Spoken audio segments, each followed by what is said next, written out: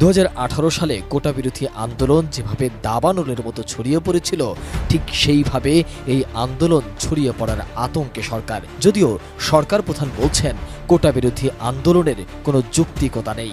যারা এর আগে কোটা বিরোধী আন্দোলন করেছিল তারা যে পাবলিক সার্ভিস কমিশনে কতজন পরীক্ষা দিয়েছিল আর কতজন পাস করেছে সেই হিসাবটা একটু বের করা দরকার। আর হাইকোর্টের রায় এটার বিরুদ্ধে এভাবে আন্দোলন করা এটা তো সাবজুডিস, কারণ আমরা সরকার থেকে কিন্তু এভাবে কোনো কথা বলতে পারি না, কারণ হাইকোর্ট রায় দিলে সেখানে হাইকোর্ট থেকেই আবার আসতে হবে। কিন্তু আজকে আন্দোলনের নামে যেটা আবার করা হচ্ছে, পড়াশোনার সময় নষ্ট করা, এটারও কোনো যৌক্তিকতা আছে বলে আমি মনে করি না। প্রধানমন্ত্রী যখন এই কথা বলেছেন, তখনকার আর বর্তমান পরিস্থিতি এক নয় বলে মনে করেন আন্দোলনকারীরা। বাস্তবতাও তাই। এরই মধ্যে বাংলা ব্লকেট কর্মসূচি দিয়ে নিজেদের আন্দোলনের শক্তি প্রমাণ করেছে শিক্ষার্থীরা। এখন পুরো দেশেই ছড়িয়ে পড়ছে এই আন্দোলন। এই আন্দোলন স্ফুলিঙ্গের মতো বিস্ফোরিত হওয়ার আগেই নিয়ন্ত্রণ করতে চায় সরকার। আর তাই আওয়ামী লীগের সাধারণ সম্পাদকের সাথে জরুরি এক রুদ্ধদ্বার বৈঠক করেছে সরকারের 6 প্রভাবশালী মন্ত্রী, সেই সাথে ছিল আওয়ামী লীগের দপ্তর সম্পাদকও।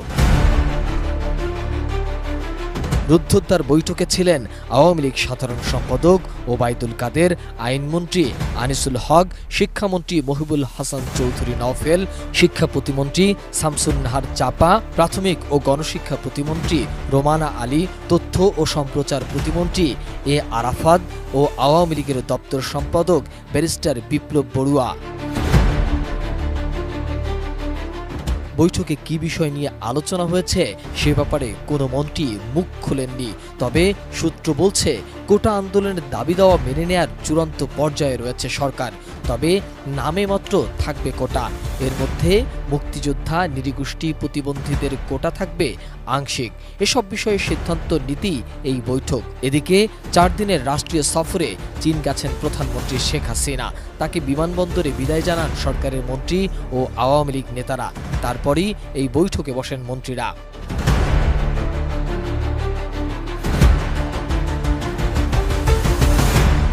এর আগে সংবাদ সম্মেলনে কোটা বিরোধী আন্দোলন নিয়ে ওবায়দুল কাদের বলেছিলেন, উচ্চ আদালত রায় দেবে সে পর্যন্ত অপেক্ষা করতে হবে। তাই সে পর্যন্ত রাস্তাঘাট আটকে আন্দোলন পরিহার করতে হবে।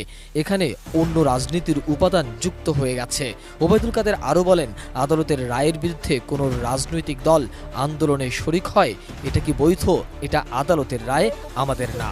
এখন কোটা বিরোধীদের আন্দোলন, সরকারের উচ্চ পর্যায়ের মন্ত্রীদের বৈঠক কোন দিকে যায় সেটাই দেখার বিষয়।